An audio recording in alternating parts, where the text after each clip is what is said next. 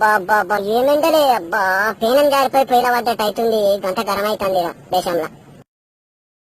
గీకావనం ఎండలు కొడుతున్నాయి. జరా మంచి నీళ్ళు తాగుర్రి అన్న, టైంకు నీళ్ళు తాగుర్రి, మంచిగా తాగుర్రి. లేకపోతే ఎండ దెబ్బ తాకుతుంది అన్న, పనం నట్టమవుతుంది. నీళ్లు మస్తు లాజీము. నీళ్ళు ఎంత తాగితే అంత మంచిదే. గీకాన ఎండలు కొడుతున్నాయి. ఎండల పని చేసే వాళ్ళందరూ నెత్తికి బట్ట కట్టుకోర్రు అన్న. ఈ చెవులకు కూడా కట్టుకోర్రి. ఆ చెవులకు గాడిపోతే మళ్ళీ మన లోపల నీటి శాతం తక్కువై అట్టిగా కళ్ళు తిరిగి చక్కెర వచ్చి కింద పడతాం. మళ్ళా పరిశాన్ అవుతుంది మనకే, మన పానానికి. మొన్న ఈ బండ్లు నడిపేటోళ్ళు నీళ్ళ డబ్బా బండ్లో పెట్టుకోర్రి. మీరు దూరం తిరుగుతారు కదా, నీళ్ళ డబ్బా పెట్టుకోర్రి.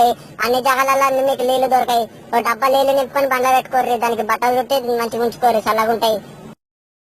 నీళ్ళు ఎంబనే పెట్టుకోర్రి. ఒక డబ్బా కీసలు వేసుకుంటే ఉంటది చిన్నది. రోజుకు 2-3 లీటర్ల నీళ్ళు తాగుర్రి. అయినా కాడికి ఎట్లన్నా వేసి కట్టమనుకోకుండా నీళ్ళు తాగితే పానం మంచిగా ఉంటది. పొద్దుగాల లేచి డ్యూటీకేటప్పుడు మంచిగా కడుపు నిండా తాగిపోర్రి నీళ్లు. ఈ ఎండాకాలము కడుపు నిండా అన్నం తినకుండా కానీ నీళ్ళు మాత్రం లాజిం అన్న.